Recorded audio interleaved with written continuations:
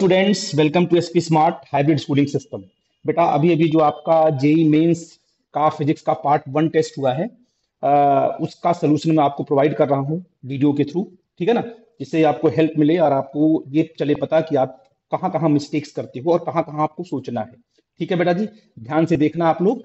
One by one एक बार आपने इसका पेपर दे लिया है तो आपको सारे क्वेश्चन का कॉन्सेप्ट तो क्लियर हो गया होगा। बट आपको कहाँ कहाँ कौन कौन से पॉइंट पर फोकस करना है जिससे आपका क्वेश्चन ब्रेक हो जाए, उस पर हम लोग काम करेंगे। तो हम स्टार्ट करते हैं। पहला क्वेश्चन है सिंपल। देखो डायमेंशनल, मैंने आपसे बोला था कि डायमेंशनल एनालिसिस बड़ा इंपॉर्टेंट क्वेश्चन है, चैप्टर आपका है। वहां से एक क्वेश्चन जरूर पूछता है। देखो आपका क्वेश्चन यहाँ पर आ गया। इन्होंने क्या पूछा, देखो ध्यान से। इन्होंने यहाँ दिया हुआ है कि अ फोर्स रिप्रेजेंटेड, मतलब आपको यहाँ पर एक फोर्स दिया हुआ है। मैं यहाँ पर पॉइंट आउट करूंगा, ये फोर्स आपको दिया हुआ है, ये x a x square plus b t power 1/2। ठीक है ना। अब आपसे पूछा हुआ है कि भाई आप बताइए बी स्क्वायर अपॉन ए का डायमेंशनल फॉर्मूला क्या होगा। तो आपको ए अलग से निकालना होगा, बी अलग से निकालना होगा। फिर दोनों को आपस में क्या है, इस तरीके से रीअरेंज करके उसका डायमेंशनल फॉर्मूला निकालना है, बी स्क्वायर अपॉन ए। तो पहले ए निकालेंगे फिर बी निकालेंगे। तो आपको पता है कि अगर ये फोर्स है, अगर ये फोर्स है तो ये भी क्या तुम्हारा फोर्स होगा, ये भी आपका फोर्स ही होगा। तो आई थिंक आप समझ गए। तो आप ये कह सकते हो सर कि ए एक्स स्क्वायर का डायमेंशनल फार्मूला वही होगा जो किसका होगा, फोर्स का होगा। तो ए इज इक्वल टू आप क्या लिख लोगे, एफ अपॉन एक्स स्क्वायर। तो एफ का डायमेंशनल फार्मूला क्या होता है, M L T minus two होता है, अपॉन ये आपका एल होता है, एल स्क्वायर होगा, यहां से एल कटेगा, एक एल ऊपर जाएगा तो क्या हो जाएगा तुम्हारा M L minus one T minus two. देखो ये ए का डायमेंशनल फार्मूला आ गया। और बी पे काम करते हैं। मैंने बताया कि अगर ये फोर्स है तो ये भी पूरा का पूरा क्या होगा, फोर्स होगा, क्योंकि प्रिंसिपल ऑफ होमोजेनिटी से आप कहोगे ये भी क्या आपका फोर्स होगा। तो आप यहाँ क्या क्या लिखोगे कि बी टी पावर 1/2 ये आपका फोर्स है। अब बी क्या हो जाएगा तुम्हारा, एफ अपॉन, है ना, टी पावर 1/2 हो जाएगा। ये हो जाएगा M L T minus two, और टी जाएगा जगह टी माइनस 1/2। ठीक है ना जी। अब देखो ये हो जाएगा एम एल, है ना, माइनस टू, यहाँ छोड़ो, जगह एम एल, और टी हो जाएगा तुम्हारा कितना हो जाएगा, टी टू टू जा फोर माइनस 5 बाई हो जाएगा 2। हमें निकालना है बी स्क्वायर। क्या निकालना बेटा, बी स्क्वायर क्या हो जाएगा तुम्हारा, M square L square T power -5, ये तुम्हारा आ गया बी स्क्वायर। लेकिन हमें जो रिजल्ट निकालना है वो बी स्क्वायर बाई ए निकालना है, इसका डायमेंशन निकालना है। तो बी स्क्वायर क्या है, m square L square t -5 upon a की वैल्यू आप निकाल रखे हो m L minus one T minus two. एक एम से एक एम कट जाएगा, एल जाएगा ऊपर हो जाएगा 3, तो यहाँ क्या हो जाएगा तुम्हारा एम एल पावर 3, और ये जाएगा ऊपर तो टी पावर -3 हो जाएगा, क्योंकि जाएगा ऊपर तो जाएगा +2 हो जाएगा -3। आई थिंक जो आपका पहला ऑप्शन होगा वो करेक्ट होगा, फर्स्ट ऑप्शन ए आपका करेक्ट होगा। ठीक है बेटा जी। अब आते हैं अगले। यहाँ पर क्या दिया है बेटा, ध्यान से, यहाँ पर दिया है E is equal to B minus x square upon A T, है ना, ये दिया हुआ आपको। ठीक है ना। आपको ए और बी के तो आपको निकालना है क्या चीज, length, dimension of A into B, A into B निकालना है। कॉन्सेप्ट वही चलेगा कि आपको पता है बी माइनस एक्स स्क्वायर, तो बी का जो डायमेंशन फार्मूला होगा वही एक्स का भी होगा, तो बी का हो गया तुम्हारा एल स्क्वायर, इसको आपने पॉइंट आउट कर लिया। अब आपको ए निकालना है तो ए क्या करोगे, ट्रांसफर करोगे तो ए यहाँ आ जाएगा, और ये हो जाएगा, देखो ये एल आपका ना, बी माइनस एक्स स्क्वायर का डायमेंशन फार्मूला आपका एल स्क्वायर ही होगा, तो एल स्क्वायर ऊपर हो जाएगा, नीचे आपका आ जाएगा ई इंटू टी। तो ऊपर आपका एल स्क्वायर जो कहते हो, ई क्या है आपका, एनर्जी है, M L square T minus two, और ये आपका सिंपल टी, है ना, ये हो जाएगा तुम्हारा टी -1 हो जाएगा, एल स्क्वायर से एल स्क्वायर तुम्हारा कट गया, एम जाएगा ऊपर तो एम -1, और ये होगा टी -1, तो जाएगा तुम्हारा सिंपल टी हो जाएगा, टी 1 हो जाएगा, तो एम-1 और टी 1 आएगा। ये ऑप्शन नंबर आपका शायद 4 करेक्ट है। ठीक है, ये ठीक। अब अगले क्वेश्चन पे आते हैं। ये आपका अच्छा क्वेश्चन है, जेई मेंस के लेवल का क्वेश्चन। देखो ध्यान से देना, अच्छा क्वेश्चन देख लो। ये न्यूटन लॉज ऑफ मोशन पर बेस्ड है।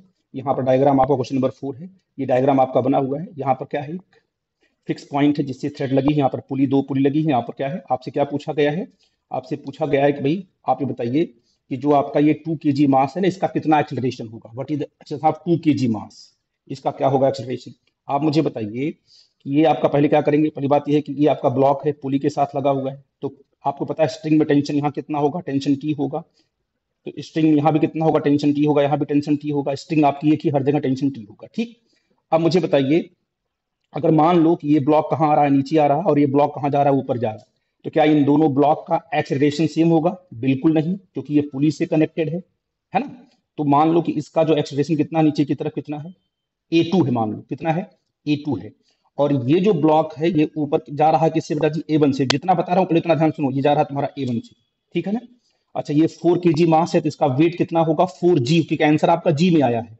इसको हमने 4 × 10 नहीं लिखा, 4G लिख दिया। ठीक, अब देखो, अब देखना है कि अगर इसका A1 है और इसका A2 है, तो A1 A2 में क्या रिलेशन है। तो मैंने आपको पॉइंट मेथड बताया है कि हाउ कैन, अगर आपस में कंस्ट्रेंट मोशन में कनेक्टेड हैं, बॉडी आपस में कनेक्टेड है, तो एक होता है पॉइंट मेथड। बताता हूं कैसे। जैसे मान लो कि आप देखो स्ट्रिंग कहाँ कहाँ पर कनेक्टेड है, ये पॉइंट यहाँ पर कनेक्ट, कॉन्टेक्ट में, यहाँ पर, यहाँ पर, यहाँ पर, यहाँ पर, यहाँ पर कॉन्टेक्ट में है। ठीक, अब कैसे लगाते हैं पॉइंट मेथड, मुझे बताओ कि ये पूरी की पूरी पुली कहाँ जा रही है, ये जा रही है नीचे, और क्या होगा इसका एक्सेलरेशन तुम्हारा A2 होगा, दैट्स इट। अब मुझे बताओ, ये वाला पॉइंट तो फिक्स है, ये तो मूव नहीं करेगा, लेकिन ये वाला पॉइंट कहाँ जाएगा, जाएगा नीचे की तरफ। तो ये वाला जो पॉइंट है वो लेंथ को बढ़ा रहा है, घटा रहा है, लेंथ को बढ़ा रहा है। अगर कांटेक्ट पॉइंट जो है अगर मूव कर रहा है और लेंथ बढ़ रही है तो प्लस लेंगे, और स्ट्रिंग की लेंथ कम होगी तो माइनस लेंगे। तो अगर ये लेंथ बढ़ा रहा है तो यहाँ आ गया तुम्हारा +A2, क्योंकि इसका तो एक्सीलरेशन A2 है ही, लेकिन प्लस माइनस में प्रॉब्लम होती है ना। ये लेंथ को बढ़ा रहा है तो +A2, क्योंकि ये इसी से कनेक्टेड है तो A2 होगा इसका। अच्छा, ये वाला पॉइंट भी कहाँ आ रहा है, नीचे आ रहा है, ये भी क्या तुम्हारा होगा, +A2 होगा, है ना। अब देखो ये किससे कनेक्टेड है, अब बताओ ये कहाँ जा रहा है, ये ऊपर की तरफ जा रहा है। जब ये ऊपर की तरफ जा रहा है तो ये लेंथ को क्या कर रहा है, कम कर रहा है। जब लेंथ को कम करेगा तो पक्का है कि इसका जो एक्सेलरेशन होगा वो माइनस में होगा। तो इस पॉइंट का क्या एक्सेलरेशन आपका A1 है, ये तो -A1, तो सारे एक्सेलरेशन को क्या करेंगे, सम करके 0 कर देंगे। ये आ गया 2A2 = A1 आ गया। A2 A1 में क्या रिलेशन, समझ में आ गई बात। अगर आप A2 को A मानते हो तो आपका A1 2A होगा, क्योंकि A2 किसके बराबर है, A1 के बराबर है, मतलब A1 का डबल है ना। देखो A1 क्या है, A1 डबल है किसका, A2 का। तो अगर A2 को आप A मानोगे तो A1 को आपको 2A मानना पड़ेगा। दैट्स इट, बस इतना ही सोचना था आपको, बस इसके बाद आप लगाओ। अब हम क्या करेंगे, अब इसका मास कितना लगा, इधर लगा mg लगा, इधर आपका थीटा, इसको दो कंपोनेंट, इधर आपका mg cos थीटा, इधर आपका mg sin थीटा, और नॉर्मल आपका n हो गया। ठीक है ना बेटा जी। अब मुझे बताओ, ये बॉडी कहाँ मूव कर रही है, ऊपर की तरफ मूव कर रही है ना। और ये बॉडी कहाँ मूव कर, नीचे की तरफ मूव कर रही है। अगर हम इसका बनाते हैं FBD, तो नीचे कितना लगा तुम्हारा 4G लगा, ऊपर कितना फोर्स लगा इस पर, 2T लगा, तो 2T - 4G, है ना। नेट फोर्स कितना होगा, 2T + T, 2T - 4G = F क्या लगाते हैं, M × A, F net mass into acceleration. तो हमने क्या कहा, देखो यहाँ पर 4G लिखा, माइनस क्या लिखा, 2T लिखा, बॉडी कहाँ जा रही है, नीचे की तरफ, इसका मास कितना है, 4 है, और कितना एक्सेलरेशन हमने इसका लिया, A लिया। A2 को A माना तो A1 आपका 2A हो जाएगा। तो ये इतना हो गया आपका। अब इसका लिखते हैं BD, ये क्या कर रहा है, इसको ऊपर लेके जा रहा है, T बड़ा है और इधर वाला फोर्स क्या है, छोटा है, mg cos sin थीटा छोटा है। तो अब बताइए क्या होगा, T - mg sin थीटा। तो T - m की वैल्यू क्या है, 2 है, g कितना है, 10 है, और sin थीटा कितना है, 30 ना। sin 30 कितना होता है बेटा जी, sin 30 1/2, तो 1/2 करोगे तो 2 से 2 कट जाएगा ना, तो यहाँ कितना आ जाएगा तुम्हारा बेटा जी को, ये आ जाएगा तुम्हारा T - 2g, 2 × g, 1/2 हो जाएगा, 2 से 2 कटेगा, और मास इंटू एक्सेलरेशन, मास कितना है, 2 है, और इसको आपने, और एक्सेलरेशन कितना आपका है, 2A है, तो रख दिया आपने, तो ये आपका आ गया। दो इक्वेशन आ गया, दोनों का क्या क्या किया आपने, सम कर दिया, तो ये इससे कट जाएगा, किससे, देखो यहाँ ध्यान से, 2T से 2T कट जाएगा, यहाँ कितना आ जाएगा 2G, यहाँ आ जाएगा 12A। ए कितना आ जाएगा तुम्हारा, G/6। ए कितना आया, G/6, इसका G/6 है। और क्वेश्चन में क्या पूछा गया है कि इसका एक्सेलरेशन तो 2A है ना। तो आप कहोगे सर कि जो आपका A1 होगा तुम्हारा 2A के बराबर होगा, तो 2 × G/6 करोगे तो कितना हो जाएगा बड़ा, ये आपका हो जाएगा G/3 हो जाएगा। तो ये आपका आंसर निकल के आएगा। आई थिंक समझ गए मेरी बात को। मैं अगले क्वेश्चन, अब क्वेश्चन नंबर 5 देखो ध्यान से आप लोग, है ना। ये आपका डायग्राम है, आपसे पूछा गया, देखो एक मास ये है, दूसरा मास ये है, पुली लगी हुई है, कितना एंगल बनाया 53, कितना एंगल बनाया 37, ठीक है ना। इसका मास दिया हुआ है 10 kg दिया हुआ है, ठीक है, कितना दिया है 10 kg। इसका मास आपको निकालना है, ठीक है बेटा जी। आई थिंक, और ये पूरी की पूरी बॉडी कहाँ आ रही है, नीचे की तरफ आ रही है। तो आप पहले क्या करो, आप पहले सारे फोर्सेस को रिजॉल्व कर लो। जैसे सबसे पहले हम इसको देखते हैं, छोटे वाले को, है ना, पहले छोटे वाले देख लेते हैं, या पहले बड़े इसको देख लो पहले, क्योंकि इसका मास दिया हुआ है। तो आपने कहा कितना लगा इस पे, इसका आपका 100, क्योंकि mg क्या होगा, 100 होगा ना आपका, तो mg नीचे की तरफ लगा, और इसके दो कंपोनेंट बनेंगे, एक कहाँ होगा, ये आपका 53 होगा ना, तो इधर क्या आएगा एम जी साइन थीटा आएगा, इधर क्या आएगा एम जी कॉस थीटा आएगा। थीटा क्या लेंगे 53, ये तुम्हारा होगा नॉर्मल, है कि नहीं बेटा जी।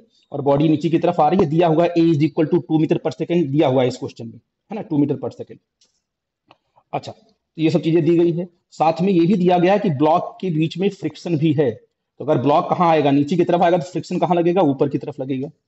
ये वाला ब्लॉक कहाँ जा रहा है, ये ब्लॉक जा रहा है ऊपर की तरफ, फ्रिक्शन कहाँ लगेगा, नीचे की तरफ लगेगा, याद रखना इस बात को, ठीक।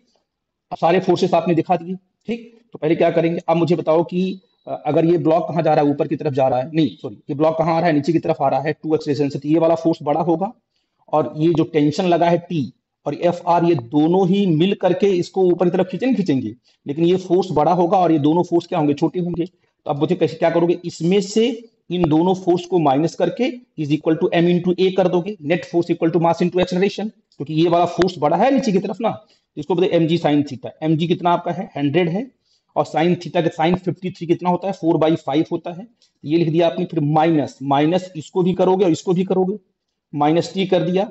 और एफ आर कितना होता है बेटा, एफ आर होता है mu M G cos theta होगा। म्यू की वैल्यू कितनी है, म्यू की वैल्यू तो आपको दी गई है 0.25, क्या दी गई है, और ये होता है 1/4, याद रखिएगा 1/4 करने से प्रॉब्लम आपके आसान होते हैं। तो 1/4 कर दिया आपने, देखो आपने 1/4 कर दिया। और फिर क्या दिया आपका म्यू एम, एम कितना आपका 100 है, बोल बच्चा जी। और कॉस थीटा कितना बेटा जी, एम जी सॉरी एम जी कितना आपका 100 है, तो कॉस थीटा कितना 3/5 होगा, कॉस 53, है ना। अब इसको रीअरेंज किया तो आपका टी कितना आ गया 45 आ गया। तो आपने देखा कि जो आपका टी है वो कितना आ गया 45 आ गया। अब मुझे बताओ कि इस ब्लॉक का हमें मास निकालना है, इस ब्लॉक को ऊपर की तरफ टेंशन किससे खींच रहा है, टी से खींच रहा है, और ये आपको दिया है ए इज इक्वल टू 2 मीटर पर सेकेंड स्क्वायर। बस अगर ये इसको, तो कितना होगा T minus this force F R plus, क्योंकि ये ऊपर जा रहा है तो ये वाला फोर्स बड़ा होगा, ये वाला फोर्स बड़ा होगा, और ये दोनों मिलकर छोटे होंगे। तो एफ नेट क्या होगा T minus this is equal to mass into acceleration. तो टी कितना लिया है 45, और एम इंटू जी, और साइन 37 क्या होता है 3/5 होता है, minus mu M G cos theta. तो म्यू कितना है बेटा जी, म्यू आपका है 0.25, तो 1/4 एम, और इंटू जी कितना है 10, और कॉस 37 क्या होता है 4/5 होगा, है ना। सॉल्व करेंगे तो यहाँ से आपका जो स्मॉल एम निकल के आएगा कितना आएगा 4.5 kg। तो सिंपल सी बात है, डेरिवेशन आप देखो, उसमें ज्यादा जाना नहीं, आपको बस कॉन्सेप्ट है कि इसका एफबीडी बनाओ, इसका एफबीडी बनाओ, आपस में उसको क्या है कोरिलेट करोगे, आपको आंसर मिल जाएगा। ठीक है, मैं अगले क्वेश्चन पे आता हूँ। ये क्वेश्चन बड़ा ही आसान है, कह रहा है कि एक बॉडी है, जिस बॉडी को हम क्या कर रहे हैं, देखो बॉडी आपका क्वेश्चन यहाँ पर है, देखो बेटा जी क्वेश्चन देखते हैं, ये क्वेश्चन आपका है, कह रहा है कि a bob of mass suspended a light, एक लेंथ से क्या है ये मास आपका यहाँ सस्पेंडेड है, इसको किससे हमने थ्रो किया वीएल से, और इस तरीके से हमने इसको टेंजेंशियल वेलोसिटी दी, ये जस्ट हाईएस्ट पॉइंट पे पहुंच जाए।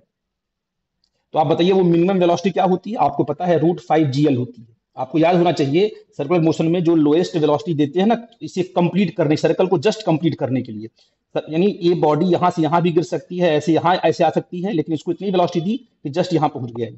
तो हाईएस्ट यहां कितना होगा तुम्हारा VL इक्वल टू √5 GL।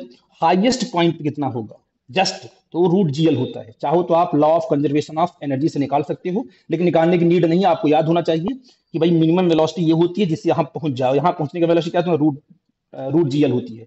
यहाँ की काइनेटिक एनर्जी और यहाँ की एनर्जी, और काइनेटिक एनर्जी क्या होती है वो डायरेक्टली प्रोपोर्शनल टू क्या है वेलोसिटी के स्क्वायर की होती है, VL स्क्वायर और VH स्क्वायर। तो VL कितना दिया है √5 GL, तो सिंपल 5 GL अपॉन GL से कट जाएगा, 5:1 हो जाएगा। सिंपल सी बात है, फॉर्मूले पे रखोगे ये आपका क्वेश्चन ब्रेक हो जाएगा। मैं अगले क्वेश्चन पे आता हूं बेटा जी। अब इसको समझ लो पहले, इस क्वेश्चन को कह रहा है कि यहाँ पर एक ब्लॉक है, ये ब्लॉक का क्या कर रहा है नीचे स्लाइड कर रहा है ऐसे, यहाँ पर फ्रिक्शन लेस से स्लाइड करेगा, यहाँ तक आएगा, फिर ऐसे खिसक के यहाँ से जाएगा, जाने के बाद क्या करेगा ये ब्लॉक इस स्प्रिंग से क्या टकराएगा और इसे कंप्रेस कर देगा, और ये तब तक कंप्रेस करता है जब तक स्प्रिंग बिल्कुल कंप्रेस होना बंद न हो जाए, यानी ब्लॉक की वेलोसिटी यहाँ पर क्या हो जाएगी V इक्वल टू 0, यहाँ पर ब्लॉक की वेलोसिटी 0 हो जाएगी। तो आपको निकालना है कि भाई इसका x कितना है, इसका जो कंप्रेशन कितना है इसको निकालना आपको है। सीधे लगाओ क्या है वर्क एनर्जी थ्योरम, आपका क्वेश्चन टूट जाएगा। क्या कहती है वर्क एनर्जी थ्योरम, तो काइनेटिक एनर्जी इनिशियल, जो बॉडी के पास इनिशियल काइनेटिक एनर्जी उसको ले लो, और प्लस ऑल वर्क डन, जितना रास्ते में वर्क हुआ उसको ले लो, equal to kinetic energy final कर दो, आंसर आ जाएगा बिल्कुल। देखो कैसे लगाते हैं, जब ये ब्लॉक यहां से यहां गिरेगा तो उसे ग्रेविटी अपनी तरफ खींचेगी। तो ग्रेविटी का क्या होता है फॉर्मूला, mgh होता है। ये तो टिल्ट होके गिर रहा है, लेकिन कितनी हाइट गिरा नीचे, अगर ये 10 है तो ये 10 sin 30 होगा। तो साइन 30 कितना 1/2 होता है, तो एच की वैल्यू क्या आ गई 5 मीटर हो गई। तो नीचे की तरफ आ रहा है, तो यहां तक आने में ग्रेविटी ने कितना काम किया, इनिशियल वेलोसिटी क्या हो गई देखो 0 हो गई। यहां से लेकर यहां तक ग्रेविटी ने कितना वर्क किया, mgh, प्लस की माइनस, प्लस किया क्योंकि नीचे की तरफ आ रहा है वो, तो ग्रेविटी का वर्क क्या होगा तुम्हारा, प्लस होगा, प्लस रख दिया। अच्छा, यहां से लेकर यहां तक फ्रिक्शन दिया गया कि इसमें इतना फ्रिक्शन है, 2 मीटर तक फ्रिक्शन है। तो यहां से लेके यहां तक वर्क होगा, लेकिन निगेटिव, क्योंकि वर्क फ्रिक्शन कहाँ काम करता है, इधर की तरफ, तो बॉडी कहाँ, इधर की तरफ, तो निगेटिव वर्क होगा। तो हमने क्या लिखा, F R into 2 metre force into displacement. अच्छा, इसके बाद कोई फ्रिक्शन नहीं है, इसके बाद कोई फ्रिक्शन नहीं, तो ब्लॉक यहां से जाएगा जाएगा जाएगा, तो यहां से काम करना शुरू करेगा। तो यहां से कितना कंप्रेस किया उसने, एक्स कंप्रेस किया, तो फिर वर्क हुआ, स्प्रिंग के कंप्रेस होने में कितना वर्क हुआ, 1/2 kx² हुआ, और कोई वर्क नहीं, इज इक्वल टू, लास्ट में हमारी बॉडी रुक गई, तो आपने क्या लिखा, इसको 0 लिख दिया। आई थिंक हो गया आपका प्रॉब्लम सॉल्व। तो आपने एम रखा, जी रखा, एच रख दिया, एफ आर क्या होता है, म्यू एम जी, है ना। जब ये ब्लॉक यहाँ आएगा, इसका कितना एम जी कितना होगा, यहाँ पर एम जी यहाँ होगा, इसका एन होगा, तो म्यू एम जी रखोगे, म्यू कितना आपका है 1/2 है, और एम कितना है, एम तो आपका इसका 5 है, जी कितना है 10 है ना। Mu M G into R कितना है 2 मीटर है, तो एम आपने ये रख दिया, -1/2 इंटू के की वैल्यू आपको 100 दी गई है, और क्योंकि यहाँ 1/2 क्यों रखा, क्योंकि 0.5 म्यू दिया हुआ है। एक्स स्क्वायर सॉल्व किया तो आपका एक्स इक्वल टू क्या आ गया, 2 मीटर आ गया। बस आपको वर्क एनर्जी थ्योरम लगाना आना चाहिए, अगर आपने लगा दिया तो क्वेश्चन आपका ब्रेक होगा। मैं बेटा अगले क्वेश्चन पे आ रहा हूँ। ये बड़ा आसान आसान क्वेश्चन, देखो ध्यान से, इन्होंने क्या बोला है, इनका क्वेश्चन कहने का क्या है, देखो ध्यान से, ये क्वेश्चन बोला इन्होंने बेटा, क्वेश्चन नंबर 9 क्या, देखो ध्यान से, कह रहा है कि as shown in the figure, block of mass 10 kg, ये 10 kg मास यहाँ रखा गया है ना, इस पर एक फोर्स लगाया गया है, कितने एंगल पे, 30 डिग्री पर, है ना। और ये ब्लॉक आपका जस्ट जब मूव करेगा, तो उस टाइम पर ब्लॉक, उस टाइम पर ये जो ब्लॉक है ना, उस टाइम पर ये फोर्स कितना हो, जब ब्लॉक आपका जस्ट मूव करेगा तो फोर्स की वैल्यू क्या होगी, ये आपसे पूछा गया, ठीक है ना। जबकि आपको म्यू यहाँ दिया गया, तो आपने क्या किया, आपको ये फोर्स दिया गया, इसको आपने दो कंपोनेंट में डिवाइड कर दिया ऐसे, एफ कॉस 30, है ना। इधर क्या काम करेगा, आपका फ्रिक्शन काम करेगा। तो ये फोर्स जब इसके बराबर हो जाएगा जस्ट, तब ब्लॉक आपका जस्ट मूव करेगा, है ना। तो ये आपका लिमिटिंग फ्रिक्शन हो गया। तो आपने कहा ठीक है सर, कितना होगा, एफ कॉस 30, एफ आर बोल दिया आपने, एफ आर कितना होता है, म्यू इंटू एम जी होता है। बच्चा क्या करता है कि म्यू लिखता है और एम जी लिख देता है, लेकिन गलती ये है कि म्यू इंटू एम जी नहीं होता है, म्यू इंटू एन होता है। तो बॉडी पर लगने वाला जो नॉर्मल रिएक्शन है सिर्फ एन नहीं है, ये भी, इस पर भी ये भी काम करेगा। तो क्या होगा, देखो एम जी होगा ना इधर, तो आप कहोगे सर यहाँ पर जो आपका इसका जो एन निकल के आएगा ना, जो इसका इसका जो एन निकल के आएगा, वो एन क्या होगा, एन इज इक्वल टू होगा M G minus F sine 30, ठीक है ना। क्योंकि इसको ऊपर की तरफ अपवर्ड फोर्स, ये कहाँ लगा, नीचे की तरफ लगा, ये कहाँ लगा, ऊपर। तो एन कितना आएगा, एन आपका आ जाएगा M G minus F sine 30। तो वही मैंने लिखा है, M G minus F sine 30 की वैल्यू क्या होती है, 1/2 होगी, है ना। म्यू कितना आपका 0.25 है, तो इसको मैंने ज्यों कहते हैं रहने ले दिया। ये एम जी कितना है आपका, एम कितना 10 है, तो आपका ये 100 हो जाएगा ना। तो यहाँ से जब इसको मल्टीप्लाई 25 हो जाएगा, ये जाएगा 0.25, इसको हमने ट्रांसफर किया, हो जाएगा तुम्हारा प्लस। अब देखिएगा, एफ हमने इसमें से कॉमन कर लिया, तो बताइए बेटा जी यहाँ क्या आ गया, यहाँ कितना आपका है, ये √3 क्या होता है, 1.713 होता है, और 0.25 जब हम प्लस करके अपॉन 2 कर देंगे, ये आ जाएगा 1.98, ठीक है ना। कैलकुलेशन आपका है, इसको ला के जब डिवाइड करेंगे, 2 यहाँ मल्टीप्लाई करेंगे हो जाएगा 25, सॉरी, इसको जब आप आपस में प्लस करेंगे तो हो जाएगा 1.98, और 2 यहाँ क्या करेंगे मल्टीप्लाई करेंगे तो तुम्हारा हो जाएगा 50। जैसे ये 50 होगा, डिवाइड 1.98 करेंगे तो आपका कितना आ जाएगा, 25.2 आएगा, ठीक है ना। 25.2 आपका आंसर होगा बेटा जी। आई थिंक सी ऑप्शन आपका करेक्ट होगा, ठीक है बेटा जी। सिंपल सी बात है, सिर्फ आपको फोर्स को इक्वेट करके कैलकुलेशन करना था, ठीक है। यह क्वेश्चन क्या बोल रहा है, देखो ध्यान से, the angle of projection of projectile have same horizontal range and maximum height, है ना। रेंज जो क्या है, तो जो आपका रेंज और हाइट में रिलेशन बता रहा हूँ, तो वो क्या है, मैंने बताया भी था जब आपको मैं पढ़ा रहा था। तो R H is equal to r/4 tan theta, इसको याद रखो। तो आपने कहा ठीक है सर, अब h is equal to r/4 tan theta आपको दिया गया है, और h is equal to r है, तो कट जाएगा यहाँ पर, तो जगह 4 इज इक्वल टू आपका आ जाएगा tan थीटा। तो थीटा इज इक्वल टू क्या हो जाएगा, tan इनवर्स 4। ये आपका ऑप्शन नंबर बी आपका करेक्ट होगा। ठीक है बेटा जी, ये सिंपल सा क्वेश्चन था और आया है, पूछा गया, इसलिए मैंने आपको दिया था। मैं अगले क्वेश्चन में आ रहा हूँ। अगला क्वेश्चन क्या बोल रहा है कि the initial speed of projectile you दिया है eight highest point during the motion, इसकी स्पीड क्या हो जाएगी? देखो यहाँ पर मैंने क्या बनाया, ये हो गई √3/2 यू हो गई। द टाइम ऑफ फ्लाइट निकालना आपको। टाइम ऑफ फ्लाइट का फार्मूला क्या होता है बेटा जी? 2u sin थीटा अपॉन जी। अगर आपको ये थीटा मिल जाए तो आप आराम से फार्मूला लगा सकते हो। थीटा निकालने का तरीका क्या है? देखो बेटा, ये क्या है? ये u है, तो इसका कितना आएगा? इधर आएगा q cos थीटा, इधर कितना आएगा? u sin थीटा वर्टिकल में। अब आपको पता है कि अगर ऐसी बात है तो u, अच्छा ये आपको पता है कि in case of projectile motion horizontal component कभी आपका चेंज नहीं होता, तो आप लिखोगे सर कि यहाँ पर u cos theta is equal to √3/2 u. U से यू कटेगा तो आपका जो थीटा आ जाएगा, कितना आ जाएगा? cos थीटा आपका, थीटा आपका 30 डिग्री आ जाएगा। अगर थीटा 30 डिग्री आएगा, टी इक्वल टू क्या होगा तुम्हारा बेटा जी? बोलो जी। 2u sin 30 अपॉन जी, और 30 के साइन 30 कितना? 1/2 होता है, तो टी इज इक्वल टू क्या आ जाएगा? u/g। आई थिंक मेरी बात आप समझ में क्या बोल रहे हैं? u/g आपका करेक्ट माना जाएगा। ठीक है बेटा जी, मैं अगले क्वेश्चन में आ रहा हूँ। क्वेश्चन नंबर 13 देखो क्या बोल रहा है यहाँ से कि the distance travel by a body moving along a line in time t proportional to t cube. यानी s किसके प्रोपोर्शनल है? टी क्यू के प्रोपोर्शनल है। तो आप जो टाइम में और एक्सीलरेशन में क्या ग्राफ प्लॉट होगा, तो आप यहाँ से निकाल लो कि भाई जब ds अपॉन क्या करेंगे, dt करेंगे, तो v निकल के आएगा। ये कितना आ जाएगा? 3t² आ जाएगा। और जब यहाँ से d2s अपॉन dt² करेंगे तो a निकल के आएगा। ये कितना आ जाएगा? 6t आ जाएगा। तो यहाँ से आप क्या कर सकते हो कि a डायरेक्टली प्रोपोर्शनल टू क्या हो गया? t। तो a और t में ग्राफ कैसा प्लॉट होगा? अगर इधर आपका a है, इधर आपका क्या है?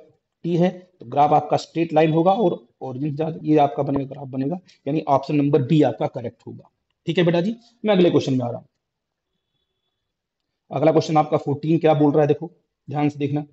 14 क्या बोल रहा है? A distance travel by an object t is equal to, given by इतना है, आपको एस दिया हुआ है टी टाइम में।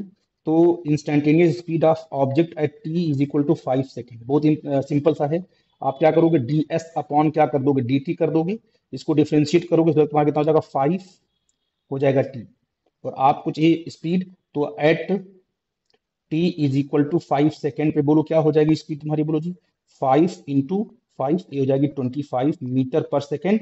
ये सारे के सारे क्वेश्चन आपके जे में पूछे गए हैं डायरेक्ट। तो आई थिंक बड़ी छोटे छोटे क्वेश्चन हैं लेकिन बड़े इंपॉर्टेंट हैं, और अगर आपको आता है करना तो आप आसानी से वहां पर नंबर गेन कर सकते हो। ठीक है बेटा।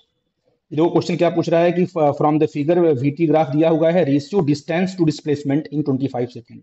अब यहाँ से लेकर यहाँ तक क्या है? पूरा का पूरा देखो, यहाँ से लेकर यहाँ तक पूरा 25 सेकेंड है। इसमें डिस्टेंस और डिस्प्लेसमेंट दोनों का ही ग्राफ आपको दोनों का ही रेशियो आपको बताना है। तो जब वीटी ग्राफ होता है तो एरिया जो अंडर कर्व है, क्या है? एरिया अंडर कर्व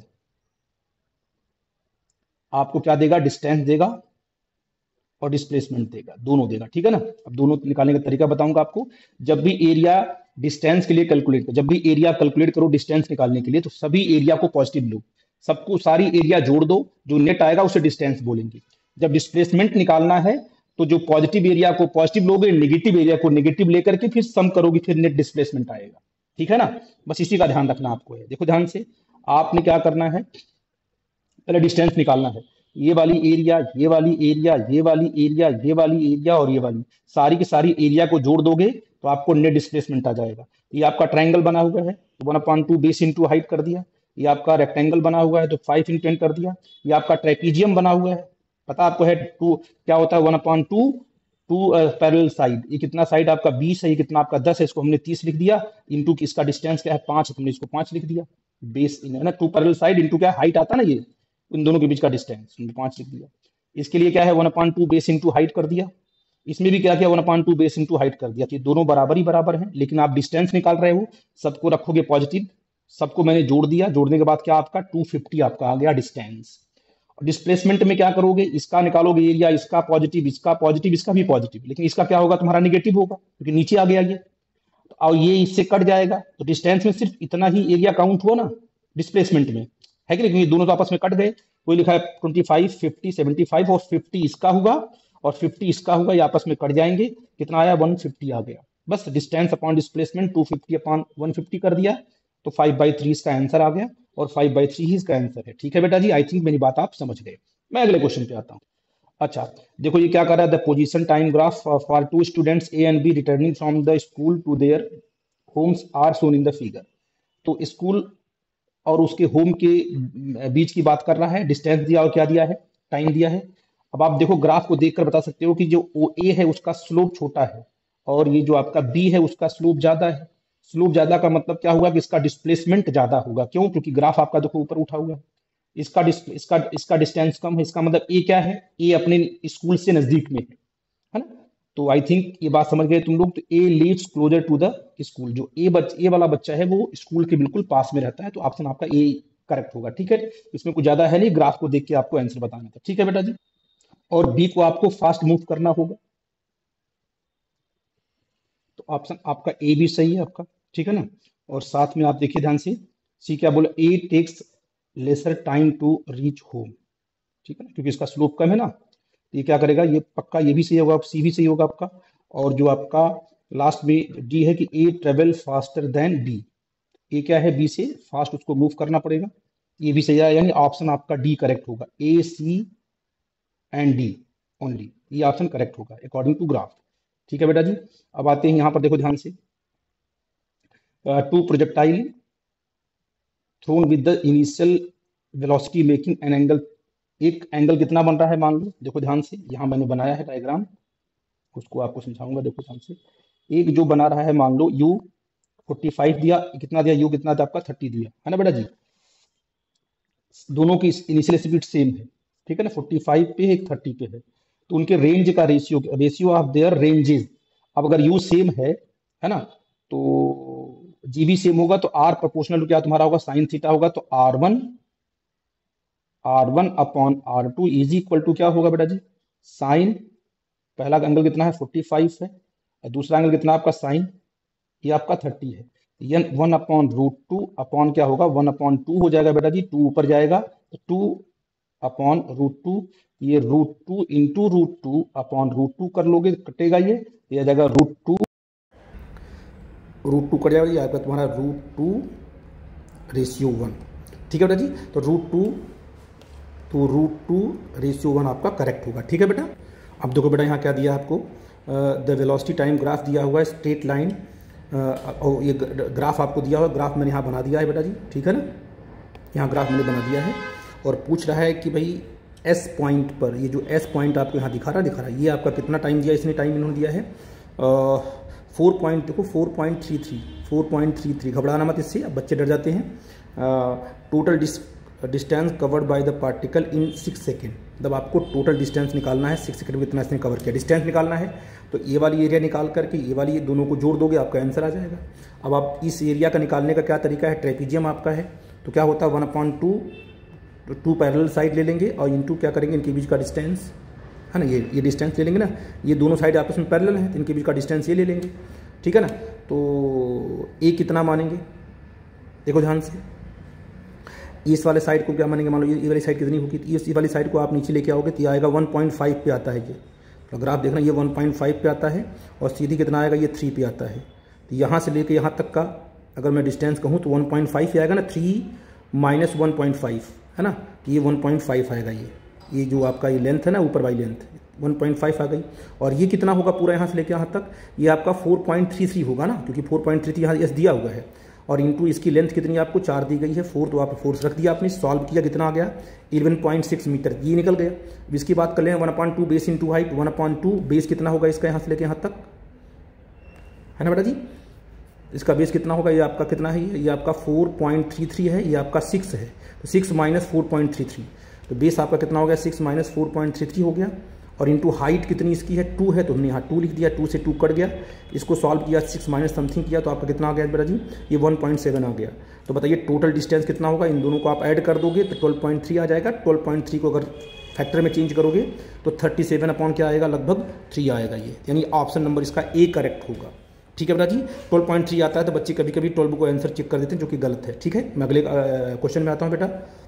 ये बड़ा अच्छा क्वेश्चन देखो, जो नीट में पूछा गया है, जेईई में भी पूछा गया है। क्या इन्होंने बोला कि 2 projectile thrown 30 and 45 degree with the horizontal respectively reach the maximum height in the same time, the ratio of their initial velocities। अब मैंने डायग्राम यहाँ बनाया, ध्यान देना। एक को मैंने थ्रो किया, पहले थ्रो किया मैंने इसको u से, है ना, इस वाले पॉइंट को, तो u से कितना एंगल रखा, 33 रखा। फिर दूसरे को फेंका हमने कितना, v से कितना एंगल रखा, 45 रखा। अब कह रहे हैं कि दोनों ही वेलोसिटी से थ्रो करने पर इनकी हाइट क्या है, सेम है। तो अगर हाइट सेम है तो दोनों की वर्टिकल, इसकी वर्टिकल वेलोसिटी और इसकी वर्टिकल, दोनों की वर्टिकल वेलोसिटी सेम होगी। तो आप मुझे बताओ कि हाइट सेम है तो वर्टिकल वेलोसिटी यानी u sin थीटा सेम होगा पहले वाले का, और v sin 45 वर्टिकल वेलोसिटी, कौन सी वेलोसिटी, वर्टिकल, दोनों सेम होगी।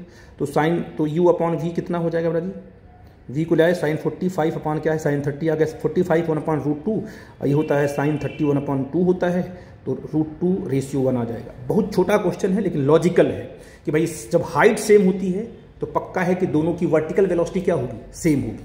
आई थिंक समझ गए मेरी बात। ये क्वेश्चन आपको दिया गया है कि अ पार्टिकल मूविंग, ये दिया गया है कि भाई एक पार्टिकल है जिसका पोजीशन ये दिया गया है। कह रहा है कि जब इस पार्टिकल का, क्वेश्चन में क्या बोल रहा है,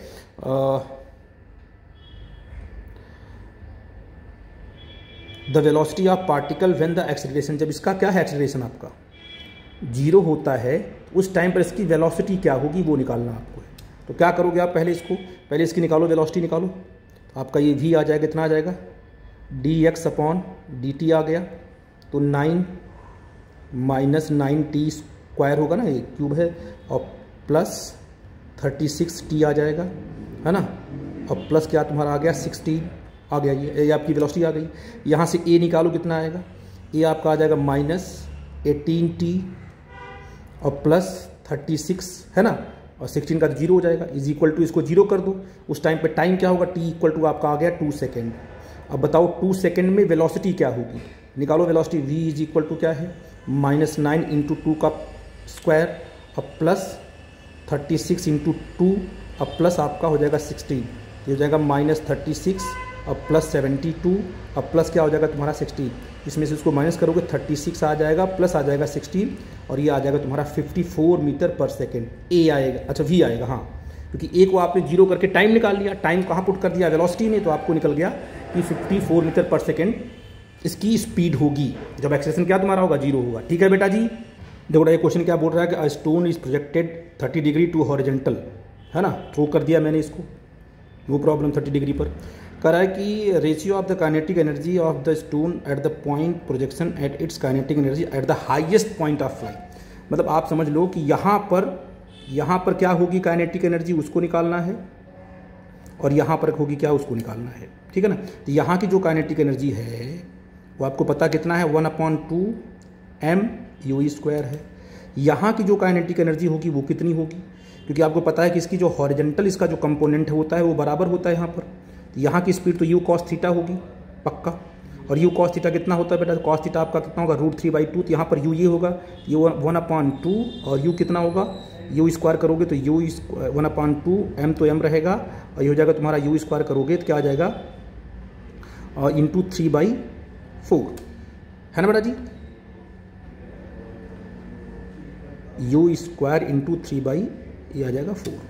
जब रेशियो निकालोगे, इसकी काइनेटिक एनर्जी क्या है, इनिशियल है, और ये काइनेटिक एनर्जी कहाँ है, फाइनल एट हाईएस्ट पॉइंट पर, है ना। यहाँ लिखते हैं हम लोग कि काइनेटिक एनर्जी एट पॉइंट, इसको O मान लेते हैं, इसको B मान लेते हैं, at point A upon kinetic energy at point B क्या होगा, ये होगा तुम्हारा 1/2 mU²। यहाँ क्या होगा, 1/2 mU² इंटू 3/4 होगा। इससे ये कट जाएगा तो क्या आएगा, 4/3। तो रेशियो कितना बनेगा, 4:3। आई थिंक आपका डी ऑप्शन करेक्ट होगा। ठीक है बेटा जी, मेरी बात आप समझ गए। अब मैं अगले क्वेश्चन पे आता हूँ। क्या कह रहा है question number 22, a body falling under gravity cover 2 points A and B separate by 80 meter in 2 second. देखो यहाँ पर हमने क्या लिया है, यहाँ पर हमने लिया A ले लिया है, मैं बनाता हूँ। यहाँ पर हमने लिया है A और यहाँ लिया हमने B। इनके बीच का जो डिस्टेंस कितना दिया है, 80 मीटर दिया हुआ है, ठीक है ना। और टाइम यहाँ से लेके यहाँ तक आने का टाइम क्या दिया है, 2 सेकेंड दिया है। तो बॉडी तो पहले ऊपर से गिरी रही होगी, है ना बेटा जी।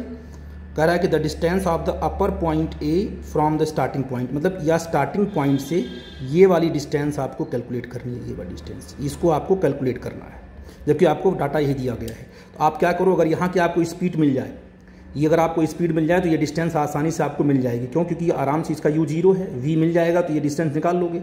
यहाँ से v कैसे कैलकुलेट करोगे? यहाँ का डाटा जो दिया हुआ है भाई, यहाँ पर मान लो ये स्पीड कितनी है, v है, यहाँ तक आया कितना टाइम लिया उसने, t टाइम लिया, क्या डिस्टेंस कवर किया, 80 मीटर कवर किया। फार्मूला क्या होगा, s = ut plus half zeta का स्क्वायर। यहाँ कितना है, ये 80 है, इसका u कितना माना जाएगा, इनिशियल v माना जाएगा ना यहाँ का स्टार्टिंग पॉइंट, इंटू क्या है t कितना, 2 सेकेंड, 1/2 इंटू 10 मतलब g आपका टाइम कितना, 2 का स्क्वायर। सॉल्व कर दिया, यहाँ पर v कितना आ गया आपका 30 मीटर पर सेकेंड, और v यहाँ पर 30 मीटर पर सेकेंड आ गया। तो आपको पता है कि यहाँ पर u0 है, यहाँ पर अगर v आपको दे दिया है, s निकालना है तो v² - c² 2g से निकाल लोगे, h = v²/2g आ जाएगा। अब v² क्या आएगा 900, क्योंकि v आपको कितना आएगा 30 आया, और 9/2 इंटू 10 करो, कट करोगे 45 सेंटीमीटर आ जाएगा। ठीक है बेटा जी, आई थिंक 45 मीटर आएगा, क्योंकि सब मीटर में है तो मीटर में आएगा। ठीक है बेटा जी, आई थिंक मेरी बात आप समझ पा रहे हो। तो सिंपल सी बात है, आपको जो डाटा दिया है उस पर फोकस करो, रिजल्ट आपका मिलेगा। ठीक है, 23 क्वेश्चन आपसे पूछ रहा था, resultant of 2 vectors A and B. आपके पास एक वेक्टर मान लो ए है, दूसरा मान लो ऐसे, अपने मन से मानते हैं बेटा आप ऐसे, दूसरा आपका बी है। इसका जो रिजल्टेंट है, इन दोनों का जो रिजल्टेंट है, ये बिल्कुल ए पर कैसा है, परपेंडिकुलर है। देखो ऐसे, ये आपका आर, और आर को दिया है कि आर आपका b/2 है, ऐसा दिया हुआ है। और ये जो एंगल आपका है, ये एंगल आप कितना माना जाएगा आपका 90, माना क्या जाएगा, दिया हुआ क्वेश्चन में कि ये जो एंगल आपका है वो कितना है बेटा जी, वो आपका 90 डिग्री है, ये आपका 90 डिग्री है। तो बताइए कि पूरा का पूरा एंगल कितना होगा, ये पूरा एंगल आपसे पूछ रहा है, कितना एंगल, दोनों के बीच का एंगल कितना होगा। अगर ये एंगल आपको मिल जाए तो काम बन जाएगा आपका। तो आप बताओ कि इसको अगर हम रिजॉल्व करें इस पर, इसके वर्टिकल कंपोनेंट, तो क्या होगा तुम्हारा, इस पर ये जाएगा, क्या हो जाएगा तुम्हारा b, अगर इसको मान लें कि ये फाई है तो b cos फाई = क्या होगा तुम्हारा, सिंपल r होगा, है ना, क्योंकि r के बराबर है ना ये। जब इसको इस पे ले जाओगे तो r के बराबर ही तो होगा ना, क्योंकि r है ये, और r कितना दिया है, तो b cos 5 = r कितना है, b/2 दिया हुआ है, तो b से b कट गया, तो बोलो सिंपल cos 5 कितना आ गया, ये आ गया 1/2। तो यहाँ से 5 कितना निकल के आएगा, cos 5 60 निकल के आ जाएगा ये। अब मुझे बताओ कि एंगल क्या होगा, थीटा = क्या होगा, पूरा टोटल एंगल कितना होगा, थीटा टोटल कितना होगा तुम्हारा 90 और प्लस 60 = 150 डिग्री आ जाएगा, है ना। सिंपल सी बात है, एंगल पे खेलना था। ये भी क्वेश्चन आपका जेईई में ही पूछा गया है। अब ये क्वेश्चन देखो क्या है कि the 3 block of mass m1 m2 दिया, सबका मास दिया गया है। देखने में बड़ा टफ डरावना लग रहा है कि भाई सारे ब्लॉक्स लगे हैं। सिंपल सी बात है, सारे ब्लॉक्स को एक मान लो, सारे ब्लॉक्स को एक मान लो, पूरा का पूरा मास एक ही मान लो। तो कुल कितना मास हो गया तुम्हारा 10, आपका 20 है ना, 20 आपका मास हो गया, 20 जी इसका मास हो गया। अब बताओ ऊपर की तरफ, अगर मैं आपसे कहूँ कि ऊपर की तरफ सिस्टम पे ऊपर की तरफ कितना फोर्स लगा, ये T1 लगा हुआ है, बोल बच्चा जी, है ना। नीचे कितना कुल पूरा का पूरा मास आपका कितना है, ये आपका 200 न्यूटन का यहाँ लगा हुआ है। और कितना एक्सेलरेशन दिया आपको है, ये दिया है ऊपर की तरफ आपको 2 दिया हुआ है कि नहीं बेटा जी। तो बताइए क्या होगा, पूरा का पूरा यहाँ मास कितना लिया आपने, मास किसका लिया, एक का लिया m1 का नहीं, पूरा का पूरा मास ले लिया आपने। ये पूरा का पूरा मास कितना है, तो मास आपका है 10, 6 और 4, ये आपका 20 kg इसका मास है कि नहीं बेटा जी। अब बताइए ब्लॉक कहाँ जा रहा है, ऊपर जा रहा है, T1 बड़ा होगा तो आपने क्या लिखा, T1 - 200 = मास इंटू एक्सेलरेशन। कितना मास दिया हुआ आपका है, 20 × 2 दिया हुआ है, बस T1 = क्या आ जाएगा 240 न्यूटन आ जाएगा, यही आपका आंसर होगा। ठीक है बेटा जी, आई थिंक मेरी बात आप समझ गए। 25 क्वेश्चन दिया है, देखो एरर्स का फॉर्मूला है, कई बार पूछा गया है।